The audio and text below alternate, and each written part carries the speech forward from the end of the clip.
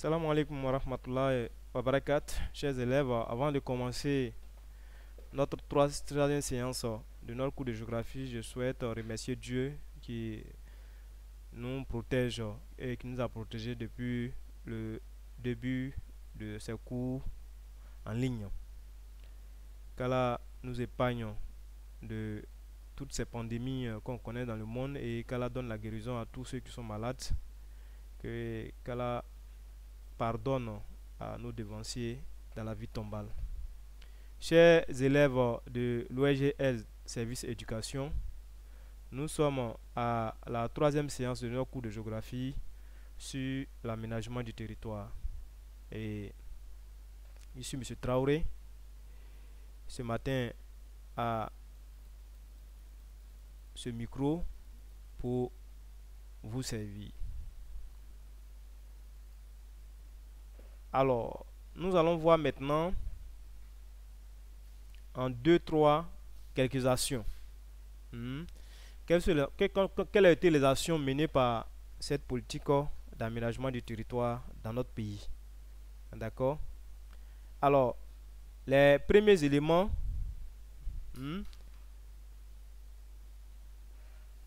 c'est les fêtes d'indépendance tournante de 1966 à 1979.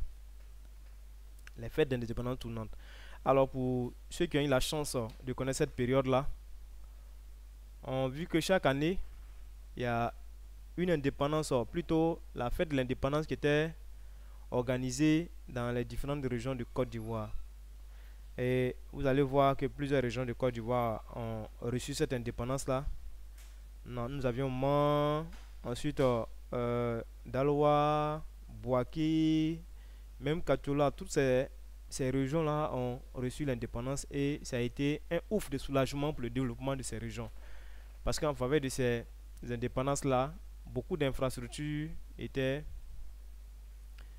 mises en place. Notamment, nous avons le bitume, c'est-à-dire les voies pour désenclaver la ville, notamment les aéroports, les hôpitaux, en tout cas, tous les équipements étaient plusieurs fois, comment dirais-je, réhabilités et même nouvellement construits. Voilà. Le deuxième point, c'est l'équipement des villages. L'équipement des villages en école, centre de santé et marché. Et ces équipements ont été assurés par ce qu'on appelait le projet FRA. Projet FRA. Qu'on a défini comme Fonds rural d'aménagement et, comment dirais-je, Fonds rural d'aménagement et projet urbain. Le deuxième élément, le troisième plutôt, c'est la construction d'ouvrages hydroélectriques par l'AVB. AVB que vous savez, n'est rien d'autre que l'aménagement de la vallée du Bandama. Et la construction de ces ouvrages hydroélectriques, on dit hydroélectrique, on a l'eau qui permet de fournir de l'électricité. Donc, en faveur de ce projet-là, on a eu la construction du barrage de Kossou, qui a donné lieu à la création d'un immense lac de retenue d'eau d'une superficie de 19 750 km². Et aujourd'hui là, ce lac-là, d'abord est lieu d'élevage de poissons, qu'on appelle pisciculture, et même de l'agriculture, c'est-à-dire les cultures de bas-fond. Sans oublier que ce barrage a encore fourni de l'électricité à notre pays. Ensuite, on a l'ARSO. L'ARSO a permis la construction du port de San Pedro et du barrage de Bio. L'autre élément, on a la création des ranches, notamment la ranche d'Abokwamekuro, la range de la Marawe, des réserves et des parcs nationaux. Autre action, on a la diversification des produits agricoles. Voilà succinctement ces quelques actions là que le projet de l'aménagement du territoire a permis d'avoir dans notre pays. Alors, lorsqu'on essaie d'expliquer, quand on parle de diversification des cultures, il n'est rien d'autre que nous partons du café, c'est-à-dire du couple café-cacao à, comment dirais-je, la production du coton, la production du soja. Vous saviez que le soja a été introduit plutôt, comment dirais-je, dans la région de Touba en faveur de l'aménagement du territoire et que pendant cette même période, le coton a été introduit au nord et la canne à sucre. D'où la technique, d'où l'explication ou d'où l'utilisation du mot diversification de culture. Alors, dans le sens de l'autosuffisance en viande en Côte d'Ivoire, l'État a procédé à la création de ranges. Plusieurs ranges ont été créées un peu partout dans les parcs et réserves. Ensuite, à l'autosuffisance en électricité, d'où la mise en place de plusieurs barrages que vous connaissez plus ou moins, notamment Kossou. Comme nous sommes dans l'exemple même de l'aménagement du territoire, on a plusieurs barrages en Côte d'Ivoire, notamment le barrage de Kossou, le barrage d'Ayamé 1 et 2, le barrage de comment dirait Bio, de Soubré, etc. Tabo même, sans oublier. Donc voilà, chers élèves, succinctement, quelques actions qui ont été menées pendant cette politique d'aménagement du territoire. Alors, nous allons continuer pour voir un autre élément de notre leçon et qui serait même la dernière articulation de notre leçon relativement à le rôle joué par l'impôt et les limites de l'aménagement du territoire. Alors, 3.1, nous allons voir l'impôt dans l'aménagement du territoire. Alors, ce qu'il faut retenir, c'est que l'impôt a joué un grand rôle dans l'aménagement du territoire. Parce que la plupart des fonds mobilisés en Côte d'Ivoire à cette époque étaient généralement grâce à l'impôt. Grâce à l'impôt.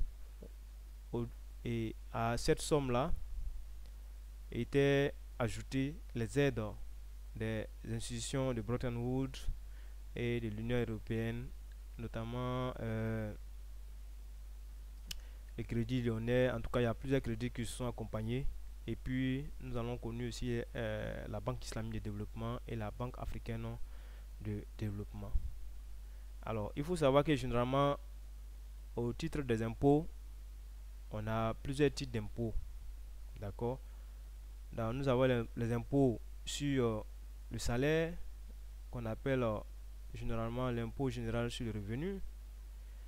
Nous avons les impôts sur, comment dirais-je, l'immobilier, qu'on a plutôt l'impôt sur le foncier, pour les terrains bâtis et non bâtis.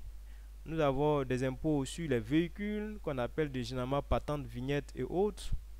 Voilà, c'est ces impôts-là que l'État mobilise pour le développement de ces politiques de développement, pour la mise en place de ces politiques de développement. Et à cette époque, l'impôt a joué véritablement un grand rôle dans cette politique d'aménagement du territoire. Alors, nous allons voir maintenant en 3.2 les limites de l'aménagement du territoire. Alors, quand on parle de limites, il faut comprendre par ce mot les difficultés. Les difficultés qui ont fait que, c'est vrai, depuis longtemps, Abidjan a été développé que toutes les autres régions du Côte d'Ivoire. Quand bien même que des projets ont été mêlés dans ces régions, mais l'aboutissement n'est pas concluant. Et qu'est-ce qui explique ces difficultés-là? Alors, il faut retenir que le premier point, on a les détournements de fonds. Alors, il y a plusieurs projets qui ont connu des détournements de fonds. Au lieu que ces fonds partent pour euh, le, la réalisation des différents pans d'un projet, malheureusement, ces sommes ont été détournées au profit des responsables de projets, notamment les directeurs et autres, les directeurs centraux et même les grandes autorités de ce pays. Donc les fonds ont été détournés et quand les fonds sont détournés, on ne peut plus réaliser le projet et alors le projet tombe dans les tiroirs. Le deuxième point, le désintéressement des populations à certains projets, comme le projet Soja par exemple. Vous voyez, dans la zone de Touba avait été introduite une culture qu'on appelait le soja. Mais pour les populations, bon, cette culture n'avait pas trop de sens pour eux. Parce que d'abord, on ne connaissait pas la culture, plusieurs choses, et même certaines personnes disaient que ces cultures-là rendaient malades les populations. Il y a eu trop de prétextes qui ont été racontés à ce sujet. Donc, du coup, les populations ne se sont pas intéressées à ce projet social. Malheureusement, l'État a investi beaucoup d'argent là-bas et le résultat a été un fiasco. Il y a aussi le problème de braconnage et de déforestation. Plusieurs régions ont connu la mise en place ou bien le développement des ranges, plutôt de ranges ou bien de parcs nationaux. Mais malheureusement, les populations voisines tuaient les animaux et abattaient les arbres au point que la plupart de ces parcs nationaux-là sont de parcs par nom. Et les exemples sont légion. On a le cas de la Maraoué. On a plusieurs cas à l'ouest, ainsi de suite, où des forêts qui étaient considérées comme des forêts classées sont aujourd'hui des forêts de café cacao. Malheureusement, cette situation de braconnage et de déforestation va peser lourd sur la conscience de nos parents et même du point de vue de l'environnement, ça joue véritablement un problème dans le réchauffement climatique. La concurrence des disparités entre le nord et le sud. Alors, plusieurs projets ont été investis, plutôt la récurrence, pas la concurrence, la récurrence des disparités entre le nord et le sud. Alors, malgré ces politiques d'aménagement, le sud a continué à se développer et quant au nord, malheureusement, le développement s'est fait attendre jusqu'à nos jours. La conjoncture économique des années 80. Comme on a vu à l'entame de ce cours et même au milieu de ce cours, que les années 80 ont été difficiles pour la Côte d'Ivoire à cause d'une crise économique qui a mis les plombs dans les ailes de ce qu'on a connu chez nous, l'aménagement du territoire.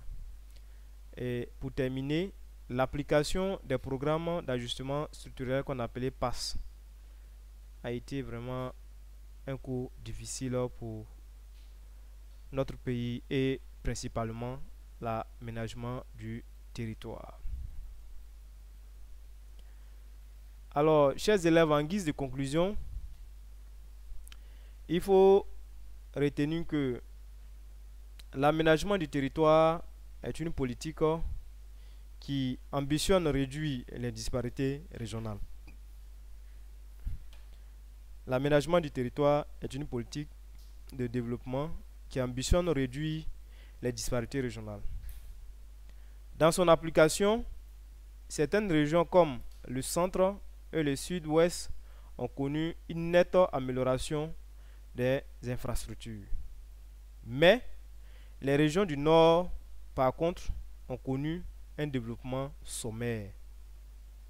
Ainsi, des efforts supplémentaires nécessitent d'être faits pour atteindre les objectifs. Alors, chers élèves, voilà un peu le contenu et ce qu'il faut retenir de la politique de l'aménagement du territoire. Donc, à la maison, vous pouvez continuer en révisant ces cours de telle sorte que l'évaluation de la séance prochaine, c'est-à-dire notre séance à venir, sera une évaluation. Donc, de telle sorte que pendant l'évaluation, vous soyez à l'aise pour répondre aux questions. Jusqu'à là, je vous remercie de votre attention et prenez soin de vous. Que Allah subhanahu wa ta'ala nous protège. Salam alaikum wa rahmatullah wa barakatuh.